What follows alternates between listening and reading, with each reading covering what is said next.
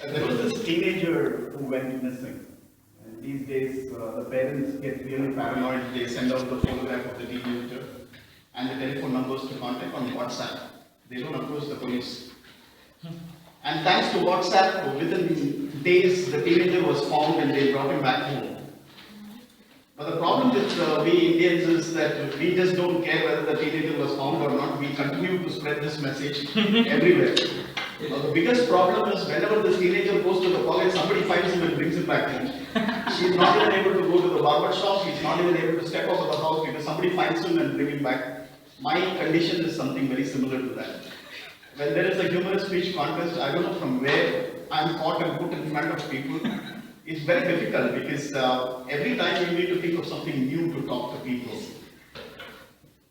But one source of consolation is that I love to come to community clubs like this because it's very difficult to go to corporate clubs, especially these IT clubs. It's a pain to cross the security at the tech park, security at the main building, security at the front reception, and all that they need is for you to fill up that register which they will never look at in their life. Yesterday I was so frustrated, I went half an hour before to the DLF IT park. I stood in a long queue to get a pass to get into the park, and then I went into this company which had a corporate club, and the security below the building asked me, okay, you need to fill up this form. By then I was really frustrated and so he said, okay, I'll fill, you tell me. He asked me, where are you from? I said, Uganda. For a while he was like wondering, what is that? Sir, no company name, place, place. And I said, Uganda. Uganda, I said, Africa. Oh, Africa, okay, Uganda. Purpose, to steal. Oh, to steal. So he's writing, T-O-S-T-E-L. Oh, okay, who do you want to meet? Obama. Obama, which company? CGI. Oh, okay, Obama. Look at the kind of awareness of these people. He doesn't even care what you are saying, but he has to fill that line and then send the guy in. And I was just telling these people how stupid we are. We follow systems without even wondering why we are following those systems. So, but lucky that I didn't have any security asking me these questions. I really got fed up. I took 45 minutes to enter the venue, and by then I was really tired. I didn't even know what I have to speak in front of people. Okay, so one serious question to all of you. Just imagine 7 days from now, we all are going to die. Exactly 7 days from now, we are all going to die. What would you do for the next 6 days? I want you to take this question very seriously. Or are you doubting that we can't die? Is there a possibility that we could die? Yes. We can die actually now. Yeah. Not that I came prepared, I'm just telling you. Maybe I look like one, but I'm just telling you. So 7th day from now, when we all are gone, what would you do for the next 6 days? Would you do something different or continue to live the life like how you've been living? Morning office or college, come back, eat, sleep. What do you do? No tears, but be cheerful. Be cheerful, so be happy. Yeah. Next 6 days you absolutely want to be happy. Not worry about anything. Okay, fantastic. Spend as much as possible. Spend as much as possible your own money or somebody Yeah, of else's course, my own money. Okay. Because someone told me that I go to the bank and take a loan and spend money. After 7 days, he just doesn't care whether the bank is looking for him or not. What else will you do? Take a term insurance for 10 crores. Take a Term insurance for 10 crores. term insurance for 10 crores. Okay, fantastic. That's a very less amount, by the way. Okay. Would you do something you have never done in your life? Like at least 6 days, I want to do something that I always thought I should do, but something stopped me from doing it. Harris the boss. Harris the boss, okay? I'll talk to you offline. I want to know who your boss is. In fact, one of the IT companies, I asked this question, and one guy actually stood from his chair and said, I go stand in front of my boss' cabin and shout at him for 6 days. What kind of frustration that has just gone on his head? Probably he's just out of an appraisal discussion. I don't know. So, would you give away anger? Like you will be nice to people? You don't want to be angry with people? Yes. Would you let go ego? Yes. Obviously, 100%. Would you do something you've never done? In the sense you didn't have the guts to do, but you want to do it this time? Yes. Like walk in the middle of the road. Yeah. Probably wearing some fanciest dress. Probably dance. Go to a party and dance. You never had the courage to dance. Steve Jobs was presenting a report in front of a large audience. Halfway through, he noticed a lady sitting in the audience, and something distracted him, but he continued to present that report to the audience. He wanted to rush soon after that meeting because he had another important business meeting to attend. So as soon as his speech was over, he just rushed to his car, dumped all those reports in the back seat, and he was about to get into the car. He just slammed the door and stood there for a second and walked back into the hall and looked for that lady. And that lady ended up living with him for the rest of his life. Any idea what he thought when he was there right next to the car? What if I die and I don't get to speak to her? What if today is my last day on earth? Everything completely changed. So when you're attempting a humorous speech, you've got to come stand here and think, this is my last day on earth. You will be a completely different person. Something that stops us from doing something is, a humorous speech is inhibition. We do, oh no, I can't do this. How can I emote? How can I voice modulate? How can I show actions? These are things which restrict us from giving away a humorous speech. For me, that's the most important. When I started, I was a born introvert. I never had the guts to come and talk in front of people. But now being humorous is completely a different ballgame because there is a fear of being rejected by the audience. Just imagine I talk jokes, tell jokes, and none of you react. You just keep staring at me. That's a big failure for me, and I would not have the guts to come and stand in front of you again. So inhibition is something that you need to really work on. Just dump it in the trash. Imagine today is your last day on earth. What would you do? I don't care what these guys think about me, but I want to deliver a humorous speech. Have fun doing that and go back and sit. I just don't care what people think about me. And that's the first thought that needs to come to your mind when you want to give a humorous speech. The second one is, maybe that works really well for me, is self-deprecating humor. Many people would not try that, but it's very important that you try that. And you need to try that right at the beginning. Every time I stand in front of the audience, I don't ask if I'm audible. I ask, am I visible?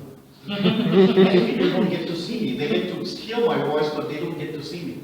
And it's very difficult in this kind of a setting because people struggle to see me through the shoulders. And that is why I use the stage space. I just walk 3 steps and stand here so that some people sitting in the middle are able to see me. Because it's a struggle for them. They're wondering where's the voice coming from.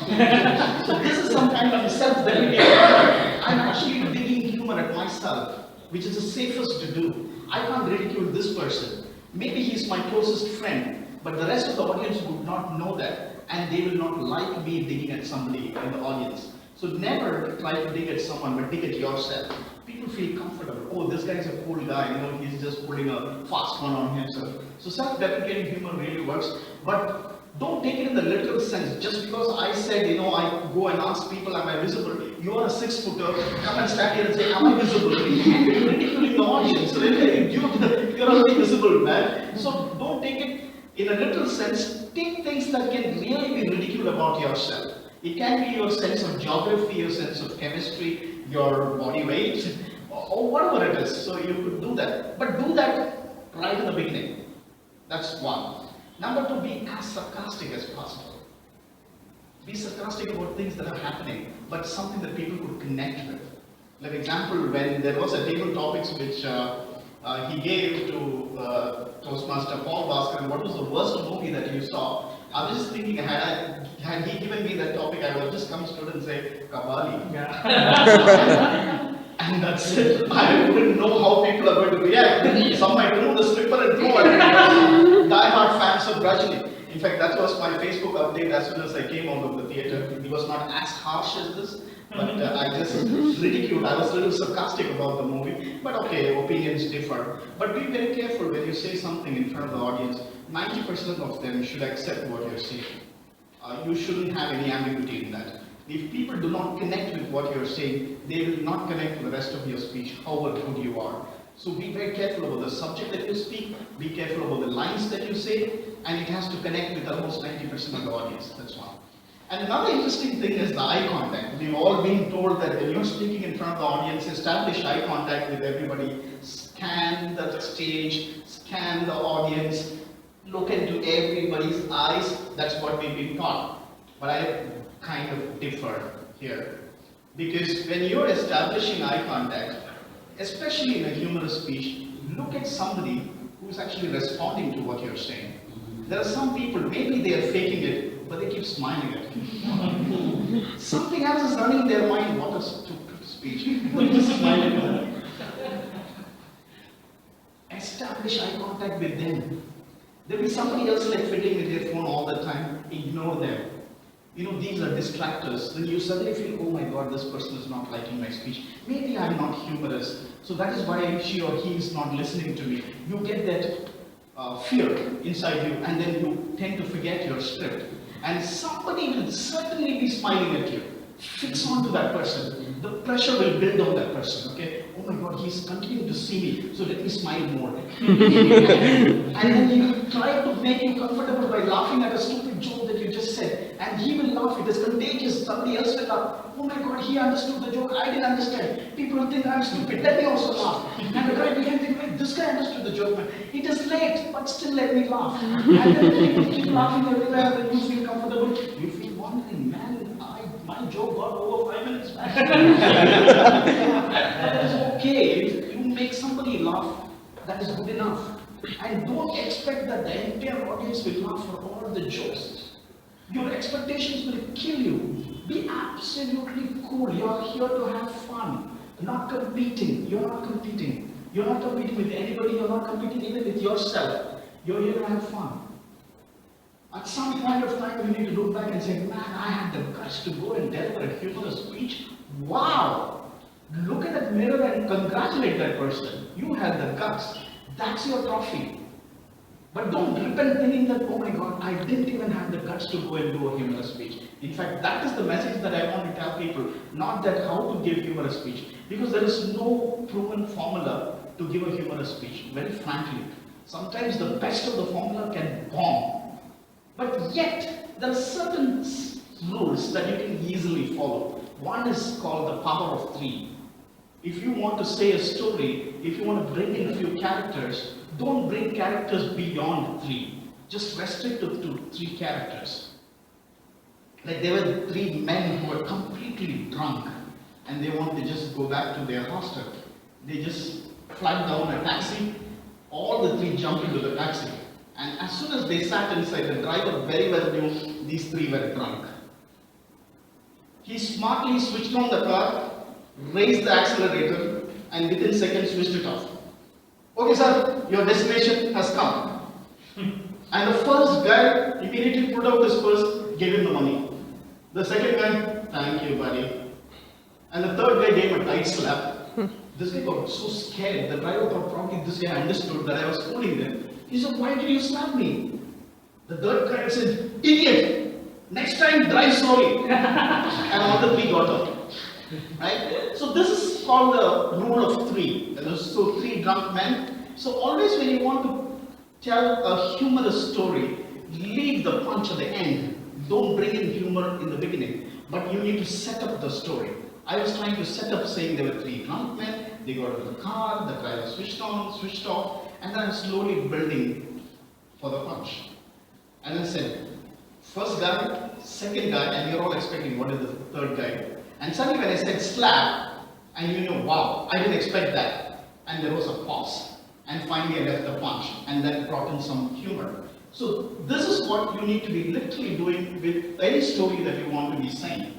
And again, another power of 3 is, if I were to define the IT guys. You all would have come across these IT guys. Right? These IT guys are always stressed, very depressed, but yet well dressed. You agree with me? Right? They're absolutely well dressed, but all the time they're stressed. I don't know where they find the time to dress up so well when they're stressed and depressed. So this is another way of doing 3. This 3 works in such a way that the first 2 are boom boom, and the third one is a bang. So I said stressed, depressed, and you thought maybe something else ran into that, but I completely twisted it and said, yet well dressed. So it's rhyming at the same time, there is a twist, and then brought in some humor. And it also connects with BDR because we have come across IT guys everywhere, and they are so depressed and stressed. So rule of three really works, and I've tried many times, and it has indeed worked. So this is one small rule that you can apply when you are trying to share a humorous story with people. Number two, the setup, pause, and punch. This is another rule that seemed to really work. And the reason why I'm telling you this is pause plays a big role. It plays a big role in any speech, and especially the humorous speech. It really works. In fact, there was a captain of a ship who's an absolutely cool guy. Nothing really bothers him. All the time, he's absolutely cool. And there was a soldier in the ship. He was so confused that this captain could be so cool. And he was asking, Captain, you're always cool. Oh, yeah, that's how I am. And suddenly the soldier turns back and he sees an enemy ship coming towards them. And he says, Captain, there's an enemy ship coming towards us. Oh, yeah? Cool. Look at my red shirt. And the enemy ship comes and attacks them. These guys retaliate and they win. They chase the enemy away. The soldier comes running and says, Captain, we won and we chased them off. But why that red shirt? You know what? As a leader, I should never demotivate you. So that is why I asked you for the red shirt. If I get hurt, you all will get demotivated. Suddenly another soldier comes running and says, Captain, there are 10 ships coming towards us. Oh yeah? Chill. Go get my yellow pants. This was a joke that I said some time back in an IT company. I was trying to explain to them how tense you are inside. You need to appear absolutely cool in front of people. You need to hide that nervousness inside you. And I was trying to tell them using this joke. I told this joke, left a pause for people to understand this joke and laugh. Some people laughed and some people did not laugh. And suddenly one lady at the back of the audience, she raised her hand and said, Sir, why the yellow pants? I was not prepared for it. I thought probably I leave a pause, they will laugh, I'll continue to speak. She actually abruptly stopped me. So this is called leaving a pregnant pause. I left a little long pause for you people to understand this joke and laugh. Sometimes jokes like this do not work well because it's a thinking joke. And similarly, some intellectual jokes take time for people to digest. So you need to leave a pregnant pause. So you need to be completely comfortable to have that pause in front of people. We are so scared. Like example, I told this joke and I waited for a few seconds to expect you people to react to it, right? And then how long will I wait? I can continue to wait for long and you're already wondering why is he waiting? And I'm like, please smiling. Please give it here. And my expressions start changing because I start panicking. Because my mentor told me, leave a pause, let people laugh. Only then you need to move to the next phase. So when you're leaving a pregnant pause, be very careful. Leave it to a moment that it is required and then move on. If you don't leave that pause, people will be thinking about that joke and you are talking some serious stuff. Suddenly when you're saying a very serious message, somebody will start laughing. And you're wondering, what did I say? He's actually laughing for the joke that you said 5 minutes ago. So you've got to be careful with your pauses, and that is something that I keep telling people, you need to work on your pause. Now while talking about the pause, something else that is very important is your pace. You can't be really super fast like a Rajdhani Express. You've got to pace your speech, especially in humorous speech. You need to pace it in such a way that people keep digesting what you're saying, and then they keep laughing for whatever you say. And not necessarily that they need to continuously laugh for your humorous speech. Because a humorous speech is not stand-up comedy, where you just churn out joke after joke and people continue to laugh. You're supposed to have a message, you're supposed to have a story, you're supposed to have obviously humor, but bring in that humor naturally. Don't copy jokes from here and there, put them in, force fit them in, and then see if you can weave that in. That is another challenge most of us face. So pace is another challenge. And one more important aspect is your voice modulation. It really works when you're doing a humorous speech. You need to work on your voice modulation. For that, you need to be a little shameless. You've got to be decently shameless, by the way. So if you're a little shameless and come here and shun all this inhibition, you can be really good at voice modulation. If you have to, I love the way he had wonderful voice modulation today. He just didn't care what others will think about me. He went on to do what he has to do for the speech. That's like doing justice to your script. So be very careful about voice modulation. And the big important thing in humorous speech is your delivery.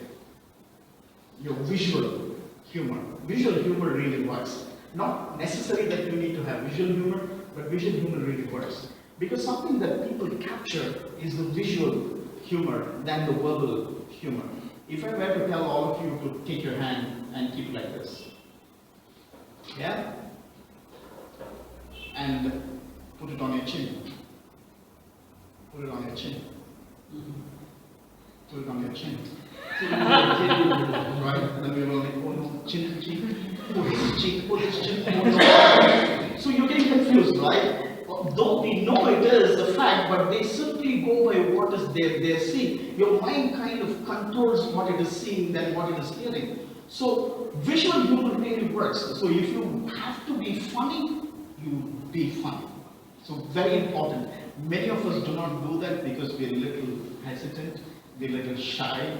We just keep wondering, oh no, what will others think? What if they don't laugh at my all funny things? I've seen guys jumping up and down on the stage, and I always used to wonder, wow, how do they do this? And that is, in fact, very important because you will add a lot of value to your dumb script. Sometimes your script can be dumb, but by doing all these funny things, it can kind of add value to your script, but not necessarily that you should force fit visual humor. Just because he said you need to have visual humor, don't try and add that forcefully into your script. There are times when you can just stand in a place, talk and make people laugh, and that's the most powerful humorous script you can come across, and I've seen people do that. One-liner joke really works. Copy one-liner jokes from Google, wherever you get it from, copy it in your, probably a Word document, keep reading it every now and then you will really find a way to fit that into your script. In fact, way back in 2013 when I was participating in an evaluation contest, I thought I must do something different when I'm concluding my evaluation.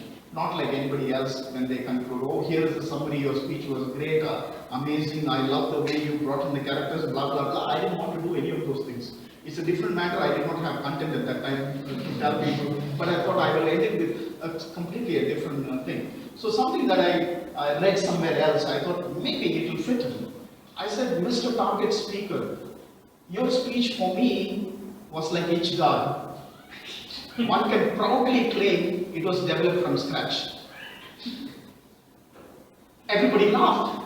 And I thought, okay, wow, that's a nice way to conclude my speech, and I just walked away. And people were asking, hey, where did you get this, man? Oh, that's a nice way to conclude an evaluation. You know, you were supposed to be serious, but you did that in a different way. Maybe that got you the award. So see how you can build these one-liners into your speech. There are many one-liners. I'm sure you come across that in your WhatsApp and Facebook every now and then. I keep reading these one-liners, keep putting them into my phone actually. And I use that in my daily conversations because I just want to try if it works. So for you, preparing a humorous speech is not a timed activity. You've got to be preparing every time. Sitting here listening to me, you've got to be structuring your script.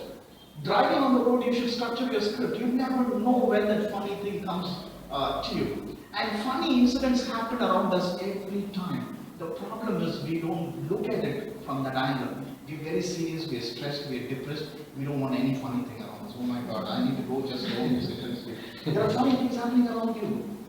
When you look at it from a funny eye, you actually find them funny.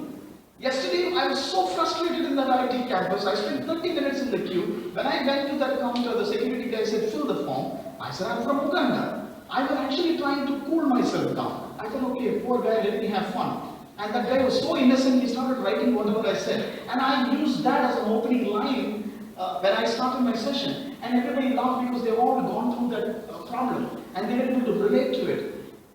So that is another important thing. When you are structuring your humorous speech, structure it around you so that people connect with you. Don't talk about wars and don't talk about some movie people have never heard about. He said Lights Out, I've never heard about that movie. And now imagine that is his humorous speech. I will have a disconnect right away. I don't understand. I loved his topic. He said passion for bad company. That's a very curious topic. I'm just wondering, oh, what's that?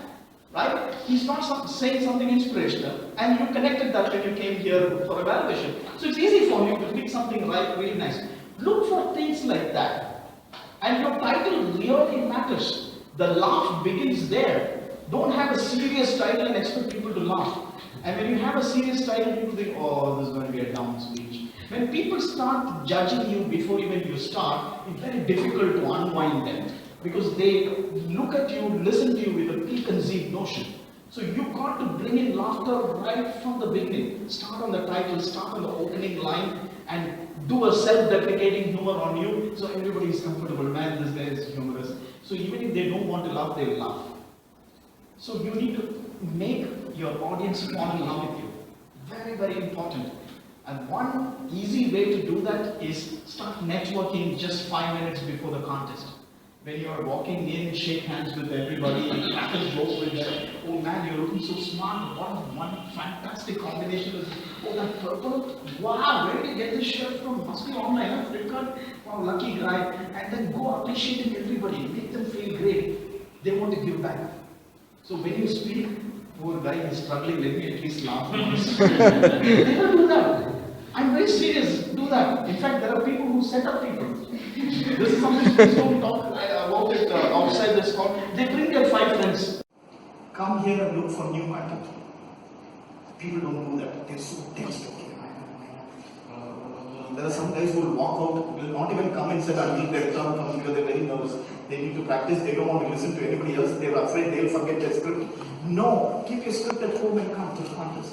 And build your version 15. Version 14 is at home. Build your version 15. Version 15 will get content from around you, from the previous speeches. Borrow. Nobody says don't borrow. Borrow those lines. If you found something funny one guy did it, just try how you can fix that into your speech. Easy humor.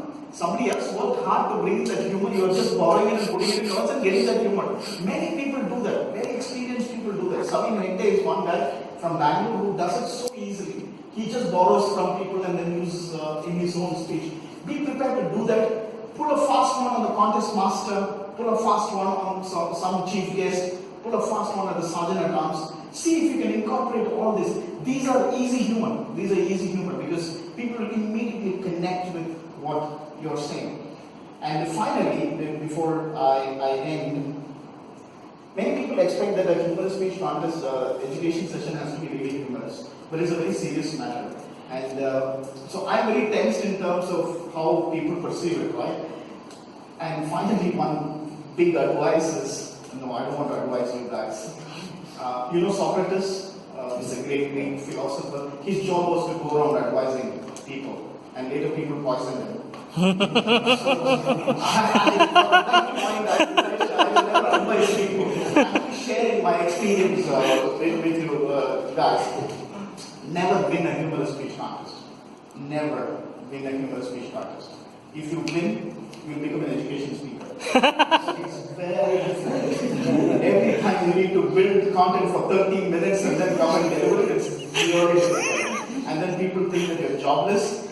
Everyone will start inviting you, and then you feel great about it. Wow, I think I'm really humorous, no wonder people are inviting. And then you go there and stand there and talk for 30 minutes, and people didn't laugh, and they're so disappointed. I came all the way from Ananagar for your session, and there are people who come and say, "Sir, I came only for your session." That builds pressure on me. Oh my God, I need to impress this person, and if this person thinks that she or he is disappointed, I'm finished, right? But at the end of the day, come here to have fun, and you keep learning what you got to do. You might not probably win the first contest, but somewhere down the line, you will win a contest. You never know when that is. Dhananjay Petriachi is a solid example. He lost 6 times before he won the title the 7th time. He kept coming back. He didn't come back for the trophy. He came back to sharpen himself, check how good he is from the previous time. So every time, in fact, I tell people, when you come for the Toastmasters meeting, when you go back, you got to go as 2+1. If you're not going as 2+1, there's no valuation. You wasted 2 hours of your precious evening on a Friday. You've got to go think on the way back home, what did I learn today?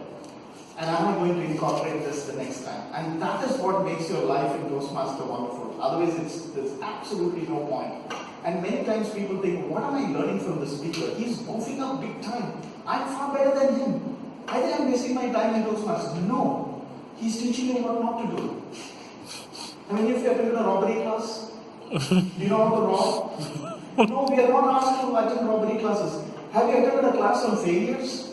No, we are not supposed to attend on failures. Do you even think of death? No, I'm not supposed to think of death. That's the problem with us. Suddenly death comes to us and we wonder, oh, we're gone. Suddenly there is a robbery at home, you're wondering, I put a strong grill. This guy broke the window. Because we don't have a grill. Because we don't have prior experience about robbery. And that's exactly what failure is. We think, oh, that's something that we should not talk. But how many of you have more successes than failures? Our failures are innumerable. Success is just one or two. So that's what it is. You've got to come here thinking that I'm here to fail. Every time I have an opportunity to speak, I come here thinking that today I'm going to fail. So that's my last point, attitude. Your attitude really matters. You shouldn't come here and shiver, and people will not be comfortable. At the same time, you should not come here as an arrogant attitude. Oh, look here. I'm here to give a speech, you better laugh, okay? That doesn't work with people, right? Your attitude should appear in such a way that I'm so comfortable. Oh my God, this guy is so comfortable, man. I wish I was like him. There are people who think like that, and they feel nice connecting with you. So your attitude really matters. That is why I keep telling people, you might be nervous deep inside. Never, ever show this to people. And bring in some new things. Don't go by the rule book. Never go by the rule book. See, how do I bring things? Whenever you come for a contest, you're actually trying new things. You don't have a formula for victory. Dump that. Dump that. Many people don't compete because of that problem. They feel, I don't have a winning formula. There's nothing called a winning formula. So next time when there is a contest, please come forward and compete with yourself. Have fun. And that is what really works. I had a lot of jokes to share with you, and I thought, okay, that's not a nice thing to do, because sometimes you would have heard the joke yourself, and that doesn't work. That's the biggest risk. Please do not use jokes that you think they might have already heard it. It's very, very dangerous. And marriage jokes, try and avoid it. People are so fed up of these marriage jokes. But still, what is available in plenty are these marriage jokes. And that's what men use. In fact, I used to use it many times in my earlier speeches. Like, for example, I tell them, somebody comes and asks me, hey, how come, 20 years of married life, you seem to be very happy, man? I said, the formula is very simple. She does what she wants. I do what she wants. That's the formula for success, because at the end of the day, what she wants works. So this is how I used to explain. And then somewhere I felt that I'm kind of demeaning the weaker sex, supposed to be a weaker sex. Many women might not take that. So never undermine any of the genders. Keep them in good humor at the same place. And that sometimes works. And my conclusion is, find people in the audience who might connect with your way of speaking. And only connect with them in terms of eye contact. I'm coming back to that. That is very, very, very important. Eye contact with people. Some people sitting in the crowd might not be your supporter, especially in a contest. They will never laugh for you. They will never laugh. Inside they're laughing because they're storing their laughter for their favorite contestant. These things happen, and I've seen this many times. Avoid such people. You should only have 5 people in the audience. And make sure those 5 are sitting across the audience. It will look as if you're doing an eye contact. No, you're looking for that person. And he will respond back, and then you can continue to laugh. So good luck to all the contestants, and I hope that most of you contest and have fun in the contest.